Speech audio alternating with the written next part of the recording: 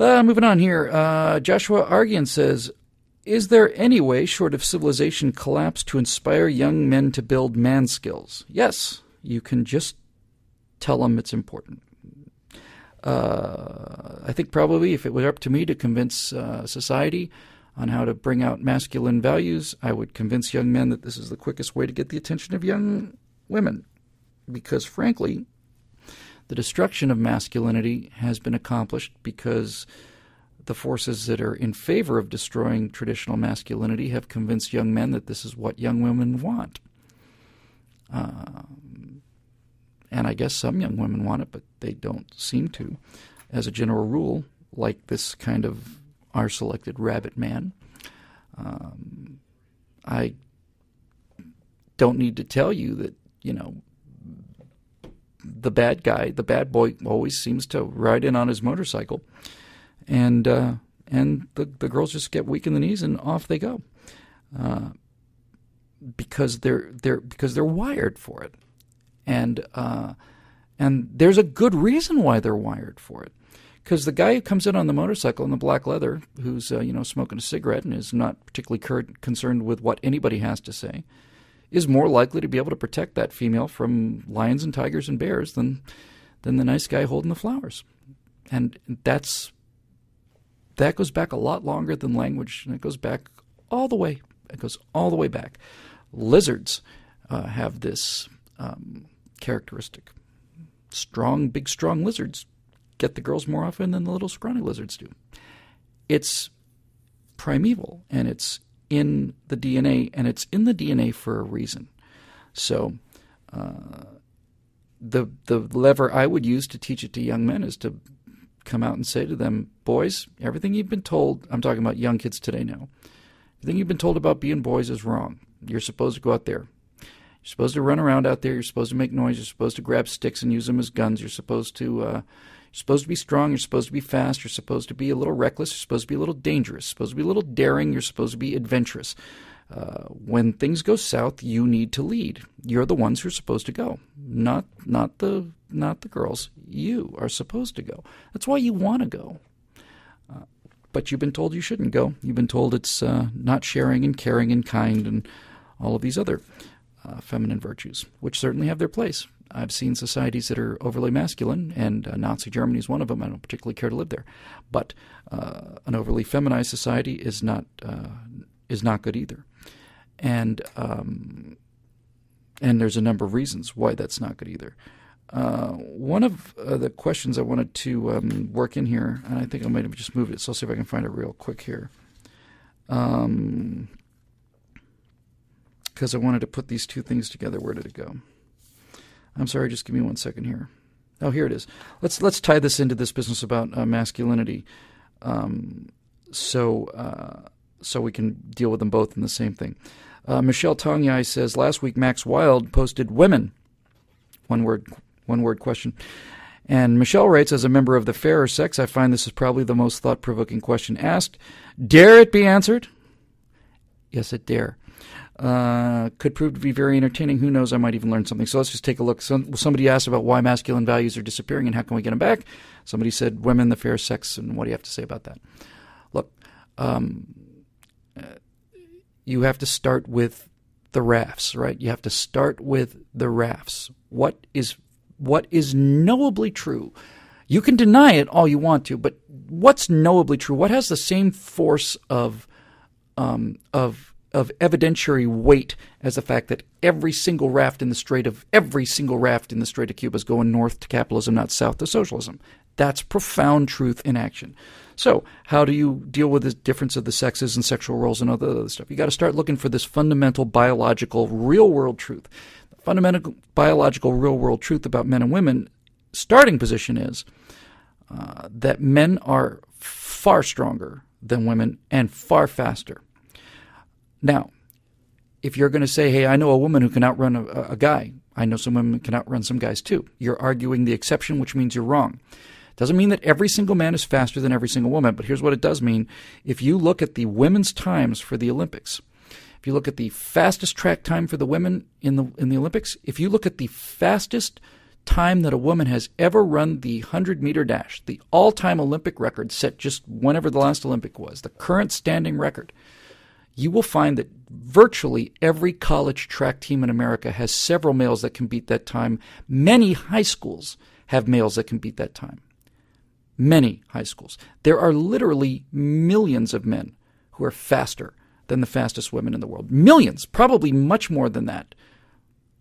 You can't argue with that. Likewise for strength and weight.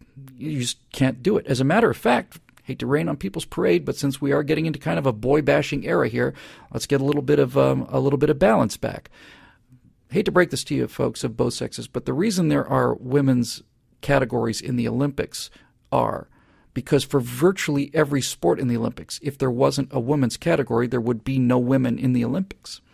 If you're running 10 people, the 10 fastest individuals, every one of them will be male. The 10 strongest individuals, every one of them will be male. If you're looking at the 10 farthest javelin throwers on the planet, every one of them will be male, without exception. It's absolutely true. So you have to start there, and if you don't start there, nothing else will make sense. Feminism tries to tell you this isn't true. Feminism tries to convince you there's no difference between the sexes, but it's just not true. And where feminism starts to go wrong is when they stop saying things that make perfect sense to me and are just a fundamental function of individual human justice, which is if person A does the exact same job as person B, they should get paid the same amount of money. Couldn't agree more. But this 79 cents gap between what women supposedly make on average, 79 cents on the dollar that every man makes, is not due to the fact that, sweetheart, you know what, you're just a broad and I'm just going to pay you less. That doesn't happen anymore, and it hasn't happened for 40 years. Men do earn slightly more than women in our society because men work longer hours and do more dangerous jobs. There's where that difference comes from. So where does that take you? Well, it takes you into some interesting places.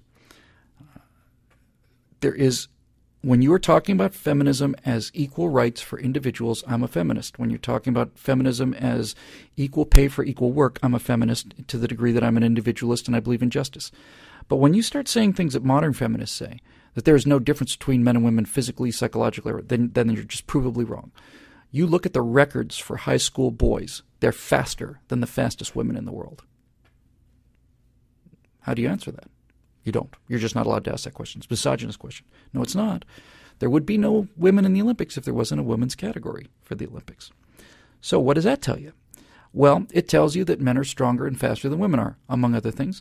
And when the requirements to be a member of a police force or a fire department or a military unit go from the ability to do 40 push-ups to being able to do 3 minutes of or 30 seconds of hanging from a bar, you're engineering society along the ways that society wasn't meant to be engineered. Now, here's where it starts to get interesting. Up until very recently, certainly it didn't even begin till the industrial age, so we're talking 200-300 years ago, is the very beginning. The physical weakness of women relative to men meant that there were jobs that men could do that women couldn't do. They just weren't strong enough to do it realistically, consistently, and methodically throughout society. As the industrial age comes along and machines and sources of energy other than muscle power become more and more available, turns out that a woman can drive a car as fast as a man can drive a car. There might be some difference in reflexes, but for the sake of a straight line thing, a person hitting an accelerator will make that car go as fast as the next person, and women being slightly lighter than men on general, maybe that car would even go faster with a woman behind the wheel. But the point is, you're now using an external source of energy other than muscle power.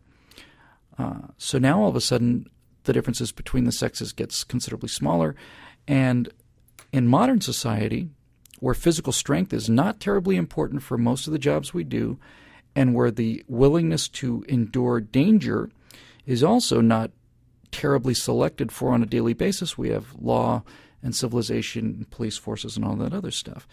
Then the traditional male dominance begins to go away. The dominance of being bigger and stronger.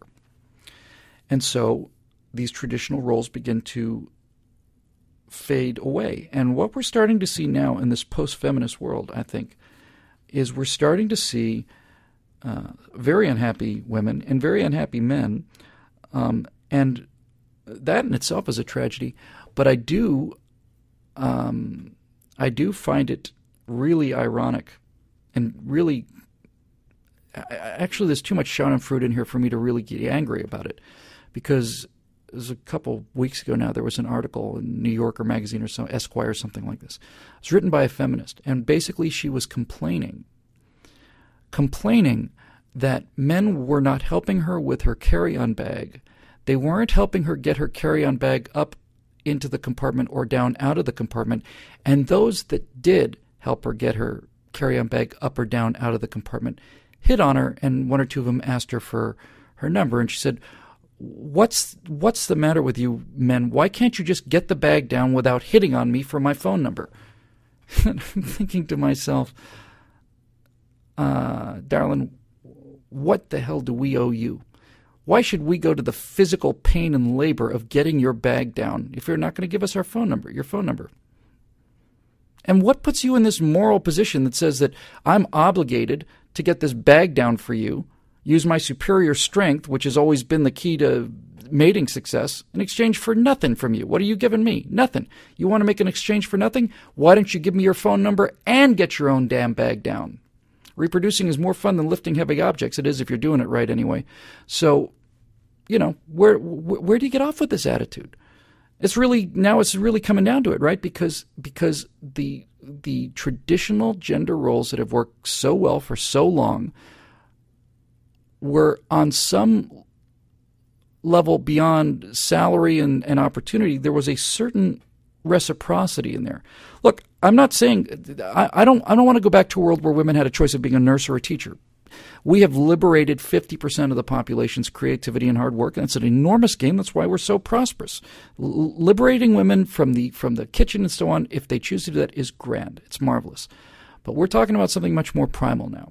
We're talking about this relationship where women are assuming that they can get all of the benefits and lose none of the benefits. In other words, what's in it for men anymore? Really. Jeremy Boring points out, he comes from a very traditional, he's a pastor.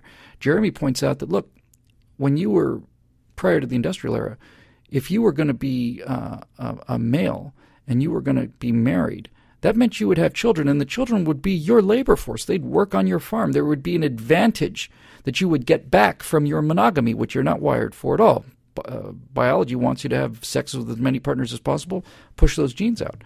So you're making a large sacrifice in favor of monogamy, which benefits the woman because she needs that male to protect the offspring. The male's biological imperative is to have as many offspring as possible. The women's biological imperative is to have offspring with the highest value male possible. So if a man is going to give up all this romping around and having fun, which we're wired to do, what do we get for it? Well, it used to be that we got kids and the kids worked for us. We got labor for it. And that meant money. It meant resources. And if you had 4 or 5 wives and you had 20 kids or 30 kids, or next thing you know, you're the chieftain of a tribe and you get to live like a little king. And so there's something in favor of all of these sacrifices. But when you don't get any deference, when you don't get any gratitude, when you don't get any benefits, and all you are expected of is to simply lift the bag into the overhead compartment, why should we do that? And women today, and you're starting to see this really in the last 10 years or so, maybe even a little bit less, women are starting to understand that men are starting to, look, what I'm trying to say is pretty simple. There's a lot about this traditional male-female gender roles that are good for women. And those things are going away, and women are starting to understand that, wait, maybe this isn't the best possible deal that we thought it was. Maybe this business of us being sexually promiscuous and letting men being sexually promiscuous, maybe this actually benefits men more than women. And maybe this business of men not having to get the bag or the check anymore, maybe there's a downside to that too. Traditionally, biology is wired, and human mores and traditional cultural norms have come from this pretty simple calculation. And here's basically how it's worked. Females are more valuable than males because females can produce other humans. Males are interchangeable largely to the degree of being able to produce other humans. The females have to survive because it takes a long time to make a human. It takes 9 months to create one, and then it takes years, 7, 8, 10, 12, 14 years of nurturing to set it off. It takes a long time to build this product. And the females are the ones that have the ability to nurture that creature that both people made. That women, feminists and abortionists should say, this is my body. It's not your body. It's not your DNA. That fetus, that child inside you is not your DNA. I could take a cell from that fetus and a cell from you, and I could tell which was which, and you don't have that DNA. That DNA is unique. It's not your body. You are hosting that body. You are containing that body, but it's not you. It's not like your fingernails. It's not like your hair. It's different. So the traditional deal has been that males will give up their, largely, over large numbers of people will give up their built-in genetic desire for promiscuity in exchange for certain things.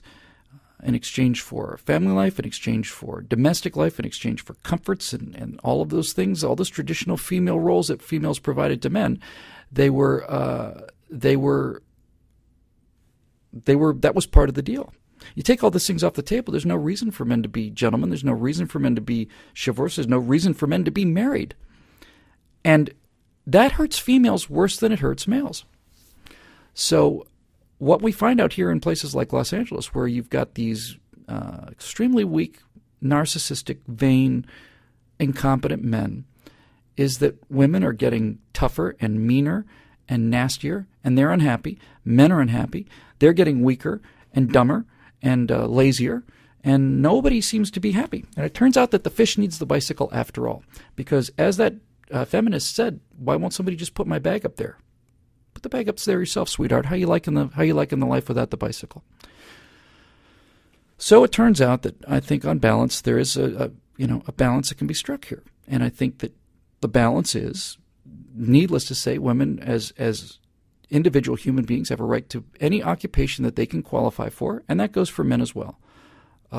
If you start lowering the qualifications of jobs that require physical strength and endurance and speed in order to artificially allow women to partake of it, then you are doing something dangerous. And one of the reasons why remember how it used to be when an ambulance or a paramedic would pull up on a scene, the ambulance or the paramedic would put up on a scene, but now when a paramedic pulls up on a scene, an entire fire truck pulls up on a scene? My understanding is that's because there very likely is going to be a situation where the female paramedics are not strong enough to do what they need to do in order to get that person out of a burning building. And I don't care how much that 5'2" woman who weighs 90 pounds wants to, and I know she wants to, and it doesn't matter how much her desire is, she can't carry what a 200-pound man can. She just can't. It doesn't matter how much she wants it. I may want to be a jockey, but a jockey has to be 5 feet. I'm 6'1". I could never be a professional jockey. I can't be. It's just locked out for me.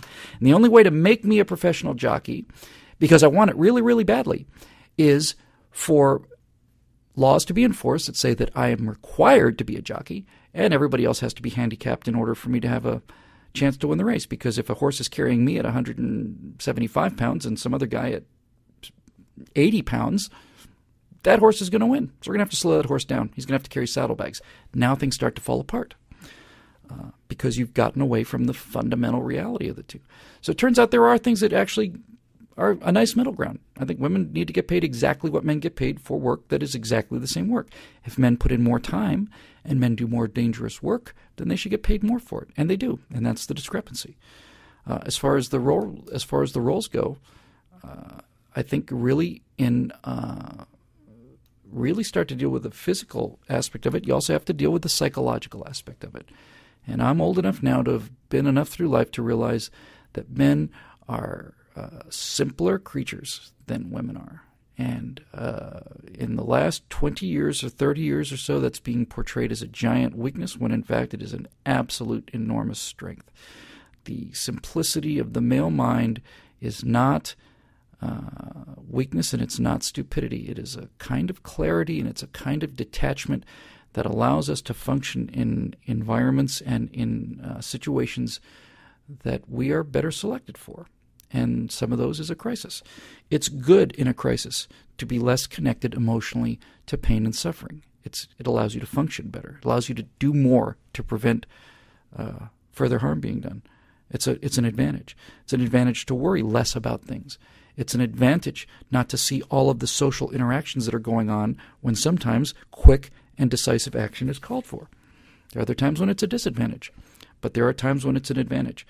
And this fundamental male simplicity in psychology means that we can concentrate on things and focus on things and do things in a sequential fashion rather than a parallel fashion that gives us advantages in certain circumstances, in many circumstances.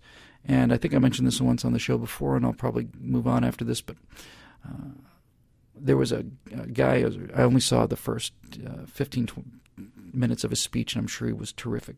He was a kind of a relationship motivational kind of guy. And he's speaking in front of a huge audience, hundreds and hundreds of people. He's up on stage, he's got a little headset on, and he's got two columns, two Greek commons, whether they were Doric or Ionic columns, I can't remember. But two Greek-Roman columns, and on the head of each one of these columns was a bust, a head of a man and a head of a woman. And this guy's a relationship counselor. He would go over to the men, the bust of the man's head, and he'd stand behind the bust of that man's head, and he'd say, "Okay, ladies, here's what you need to know about the male mind." This is entirely his work. I had nothing to do with this. He said the male mind is like a fishing tackle box. Have you seen those little boxes? It's got all these tiny little drawers in it, and each drawer is unique, and no drawer touches anyone else, and each one has a unique thing in it. And the male mind is constructed in such a way so that male can open the box that's got his job in it, and he can look at the job, and he can consider the job and what he wants with the job, and it doesn't connect with the wife, and it doesn't connect with the kids directly. That all comes later, but right now he's looking at the job, and he's thinking about the construction of the job, and then the job goes back, and now he's got his wife box, and he talks about a little bit about that, and that goes back, and he's got his friends thing, and he's got his football box, and all these other things in their little compartments, and we deal with them one at a time, and we close the box, and we open up the other one. So, anyway, there's the male mind. And he said, the thing that's most remarkable about the male mind with that little box is that the box that men go to most often is nothing in. The box is empty. All the women laughed out loud, hilarious, ha ha ha, men are so stupid. And he said, no, it's a pace of quiet and peace where men can go. They can just sit someplace and let it go. And they said, goes over to the other head, and he says the female mind is like a ball of wire where everything touches everything else. So if you're going to somebody's party, how you dress is going to reflect how she feels, and has he lost his job, and how does this reflect on all these relationships and all this other stuff. So look, they're different, and you can pretend they're not, or you can respect the differences and try to construct a just society where people are good at what they're good at. So I think that's really the answer to the question. Women the fairer sex? There's no question they're the fairer sex. They're better looking than men. Their features are finer as a general rule. Used to be called the weaker sex. I don't think they're the weaker sex. They're physically weaker, emotionally stronger in some ways, emotionally weaker in others. All I'm saying is, look, this pendulum has swung too far, as always. This goes to my Kings of the Hill argument. I'd like to be at the top of the hill.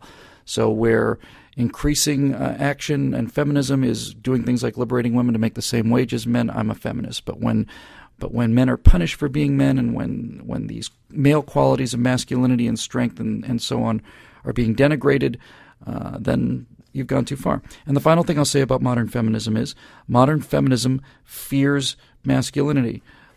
And they fear the negative side of masculinity. They fear the violence, and they fear the aggression. And rightfully so. Those are things to fear. Virtually all of the violent crime and rape and all these other things, virtually all of that is propagated by males. And so feminists see this male aggression and violence, and they think the answer is to eliminate male aggression and violence. But that's not the answer, because all you will do is eliminate aggression and the ability to be violent among the men that you can get in touch with. There will always be men from over the hill in some other tribe that doesn't have your fabulous sense of moral evolution, and those men won't have any inhibitions about strength and violence. They're going to come over and they're going to kill your men very quickly, because they're going to be very weak, and they're going to be very slow and stupid and scared, because you made them that way. and nobody taught them how to be brave, and no one taught them how to be tough. And so they're going to come over the hill, and they're going to kill all of your men, and then they're going to do to you the things that you always feared in the first place. The answer to bad men and bad masculinity is not no masculinity. The answer to bad men and the bad traits of masculinity are good men. And if you don't make good men, then you've got nothing to defend yourself against bad men. It's just that simple. Just that simple. You have to create good men. Good men will defend you against bad men. And weak men won't. Female men won't. So, there you go. Do one more.